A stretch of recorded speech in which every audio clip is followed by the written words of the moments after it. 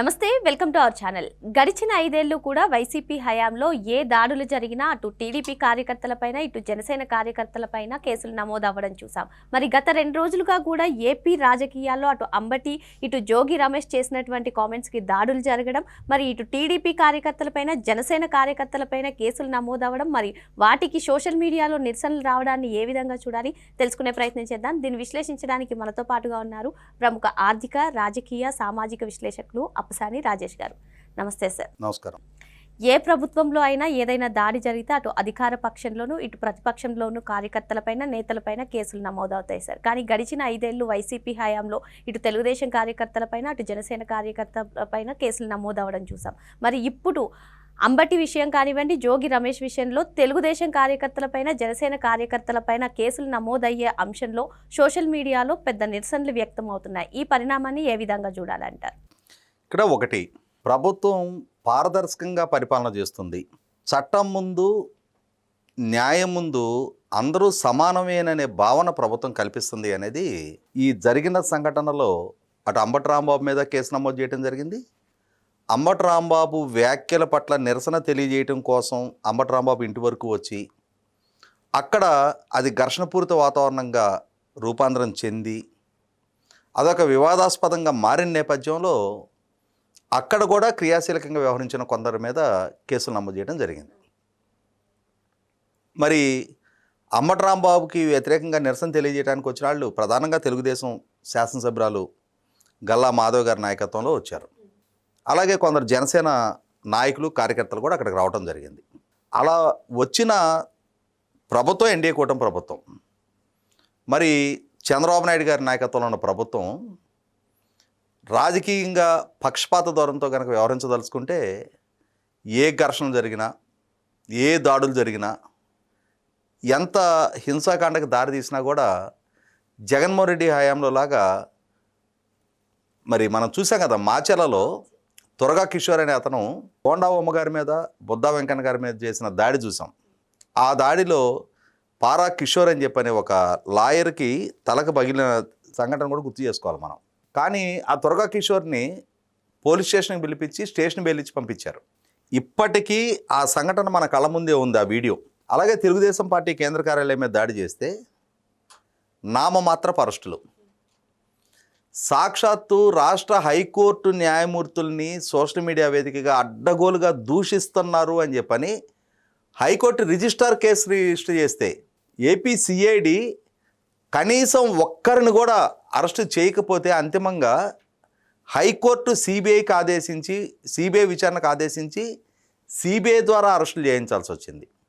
అంటే ఏ విధమైన పక్షపాత ధోరణితో జగన్మోహన్ రెడ్డి పరిపాలన జరిగిందో చూసిన తర్వాత ఆ విధమైన పక్షపాత ధోరణితో అతను పరిపాలన చేసిన పర్యవసానం ప్రజలలో ఏ అభిప్రాయం కలిగింది, ప్రజలు అతన్ని ఎన్నికల్లో ఏ విధంగా శిక్షించారనేది కళ్ళ ముందు కనిపిస్తున్న తర్వాత ఇప్పుడు ఎన్డీఏ కూటమి కూడా అతనిలానే వ్యవహరించాలని చెప్పని సహజంగా ఆ రాజకీయ పార్టీకి సంబంధించిన కొందరికి అనిపించవచ్చు.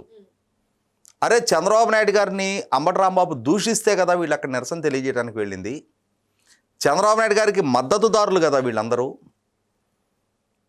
అసలు ఈ ఇష్యూ, ఈ ఘర్షణ బిగించేసింది అంబటి రాంబాబు కదా, మరి వీళ్ళ మీద ఎందుకు కేసులు పెట్టాలి అని చెప్పని వీళ్ళ మీద ఎలా కేసులు పెడతారు, కొంచెం వ్యంగ్యంగా కొంతమంది ఇది మంచి ప్రభుత్వం అది ఇది అని చెప్పని కూడా సోషల్ మీడియాలో పోస్టులు పెడతా ఉన్నారు.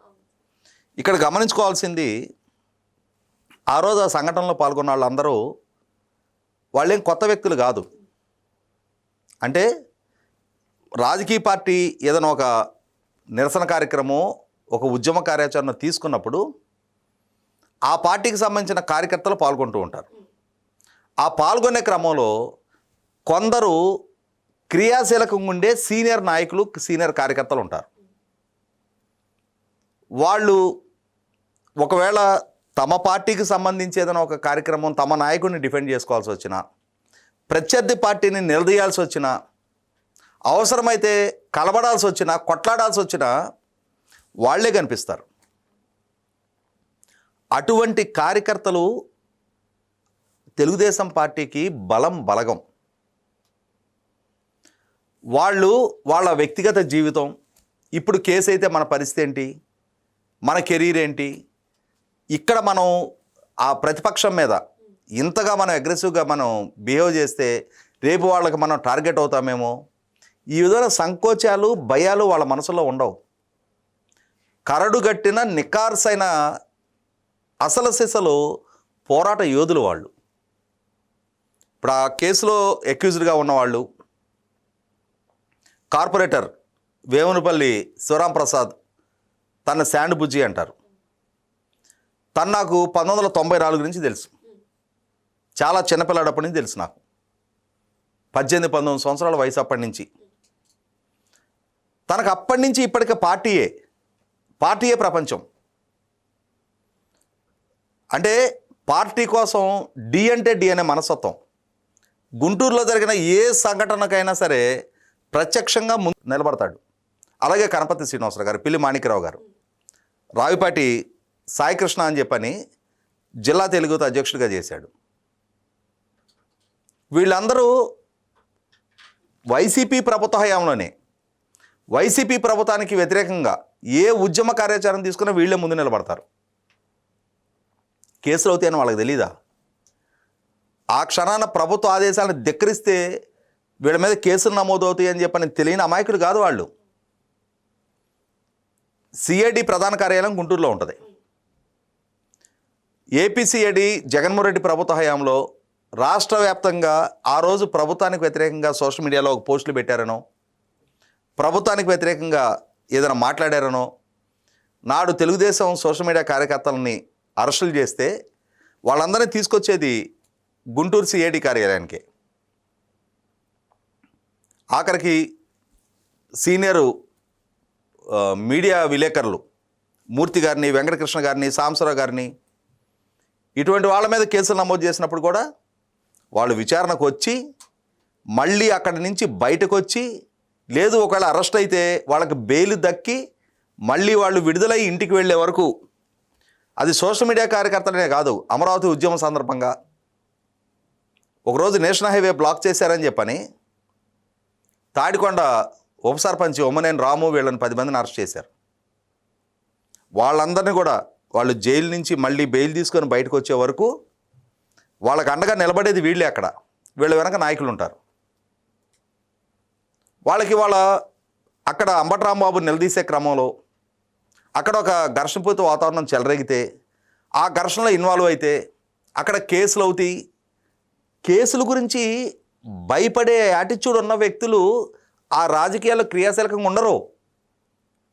దీని గురించి సోషల్ మీడియాలో ప్రభుత్వం కేసు నమోదు చేసింది అని అంటే, ఒక సంఘటన జరిగింది, అక్కడ కొంత ఘర్షణ జరిగింది, కొన్ని కార్లు ధ్వంసమైనవి, ఒక ఫైర్ అంటే అతని ఇంట్లో ఒక ఫ్లెక్సీని ముట్టించి పడేశారు.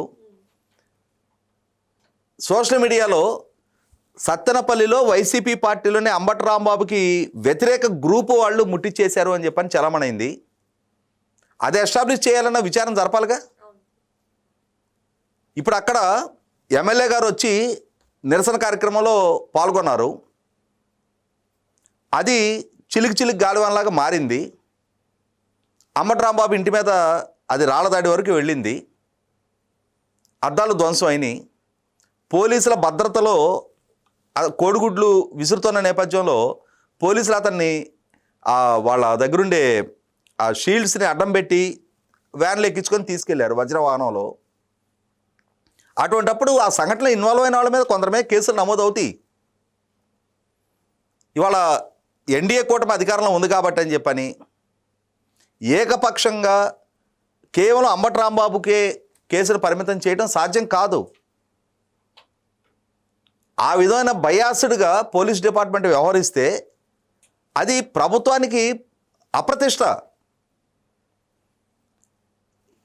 ఆ సంఘటనలో ఇన్వాల్వ్ అయిన వాళ్ళు నిర్భయంగా ఇన్వాల్వ్ అయ్యారు.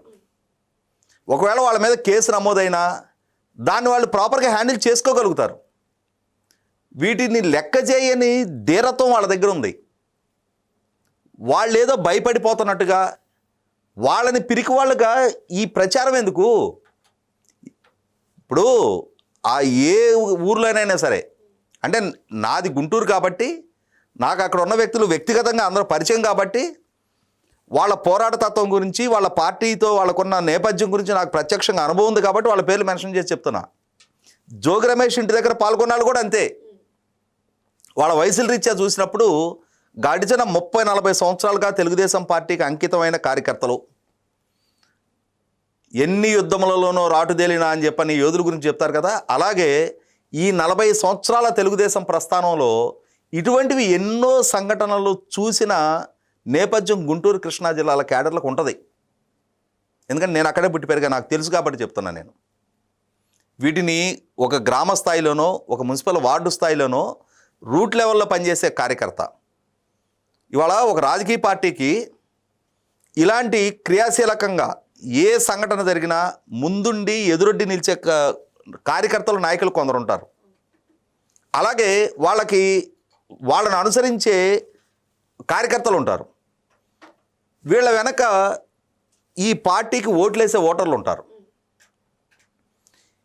ఈ ముందుండే 10 మంది వాళ్ళకి ఒక్కొక్కరి మీద 10 కేసులు, 20 కేసులు, 30 కేసులు ఉంటాయి. వాళ్ళేమి దొంగతనాలు చేసో, నకిలీ మద్యాలు తయారు చేసో, నకిలీ నెయ్యి తయారు చేసో, ఎవడి భూములు ఆక్రమించో, ఇంకెవరి దగ్గర లంచాలు తీసుకున్న కేసులు కాదయ్యి. ప్రజల సమస్యల కోసం, ప్రజా జీవితంలో కొనసాగే పక్షంలో ఆ సందర్భంగా వాళ్ళ మీద కేసులు నమోదైన వాటిని సగర్వంగా మా మీద ఇన్ని కేసులు ఉన్నాయని చెప్పని గర్వంగా చెప్పుకోగలిగే స్థాయి కేసులు అవి. ఇన్నిన్ని కేసుల్లో ఇన్వాల్వ్ అయిన ఆ కార్యకర్తలు 40 సంవత్సరాలుగా ఆ పార్టీ జెండా నేలవాలకుండా కాపాడగలుగుతున్నారు అని అంటే అది ఆ పార్టీ చేసుకున్న అదృష్టం. రాష్ట్ర వ్యాప్తంగా ఏ ఊర్లోనైనా సరే, ఏ గ్రామంలోనైనా సరే అటువంటి తరతరాలుగా ఆ పార్టీకి అంకితమైన కార్యకర్తలు ఉన్నారు. అటువంటప్పుడు ప్రభుత్వ పరంగా తీసుకునే ఈ చర్యలు ఇవన్నీ అడ్మినిస్ట్రేటివ్ ప్రొసీడింగ్స్. అది పోలీస్ డిపార్ట్మెంట్ పరంగా ఒక సంఘటన జరిగినప్పుడు ఖచ్చితంగా ఇరుపక్షాలని బాధ్యులను చేస్తారు. నేను గ్రామీణ ప్రాంతం నుంచి వచ్చా. నేను 1994 నుంచి గ్రామ కమిటీ అధ్యక్షుడిగా కొనసాగున్నా. మా గ్రామంలో ఘర్షణ జరిగినప్పుడు కూడా ఇరుపక్షాల మీద కేసులు నమోదు చేసిన సందర్భాలు ఉన్నాయి. నేను కూడా అక్యూజ్డ్గా ఉన్న సందర్భాలు ఉన్నాయి. అవేమి దానికి భయపడేవాడు రాజకీయాల్లో ఎందుకుంటాడు? భయపడేవాడు నాయకత్వం ఎందుకు చేస్తాడు? భయపడేవాడు ఆ కార్యక్రమాలు ఎందుకు పాల్గొంటాడు? ఇవి జరుగుతాయని తెలుసు. వీటికి అతీతంగా ఎవరైతే స్పందించగలిగేవాడు ఉంటాడో వాళ్ళే అక్కడ నిలబడతారు. అటువంటి వాళ్ళ మోరాలిటీని వాళ్ళు ఏదో భయపడిపోయినట్టుగా సోషల్ మీడియా వేదికగా వాళ్ళని బేలగా చూపించాల్సిన నెసెసిటీ లేదు. ప్రభుత్వం చాలా క్యాజువల్గా కేసులు నమోదు చేస్తుంది. ఒక సంఘటన జరిగినప్పుడు ప్రభుత్వం అలా స్పందించకపోతే అది ప్రభుత్వమే కాదు. జగన్మోహన్ రెడ్డి ప్రభుత్వాన్ని ప్రభుత్వంగా నడిపించలేదు కాబట్టి, అతను ఒక జేబు సంస్థగా నడిపించాడు కాబట్టి ప్రజలు అతన్ని 11 స్థానాలకు పరిమితం చేశారు. చంద్రబాబు నాయుడు గారు లాంటి బెస్ట్ అడ్మినిస్ట్రేటర్ అని చెప్పని మనందరం చెప్పుకునే నాయకుడి పరిపాలనలో ఈ విధంగా ప్రభుత్వం వ్యవహరించకూడదు అని చెప్పని నిర్దేశించడం కూడా ఖచ్చితంగా తప్పే. 100కి 100 పాళ్ళు ఆ కేసులని వాళ్ళు హ్యాండిల్ చేసుకోగలిగిన సామర్థ్యం, అనుభవం, పరిజ్ఞానం వాళ్ళకుంది. వాళ్ళని వాళ్ళు డిఫెండ్ చేసుకోగలుగుతారు. అదే క్రమంలో ఇంతగా ప్రతి సందర్భంలో చంద్రబాబు నాయుడు గారి ప్రభుత్వ ప్రతి కదలికని ఆక్షేపించే ఈ కొందరు సోకాల్డ్ సోషల్ మీడియా కార్యకర్తలు కూడా కొంత సమయంలో పాటిస్తే బెటర్. మరో అంశంతో మళ్ళీ కలుద్దాం. Thank you sir.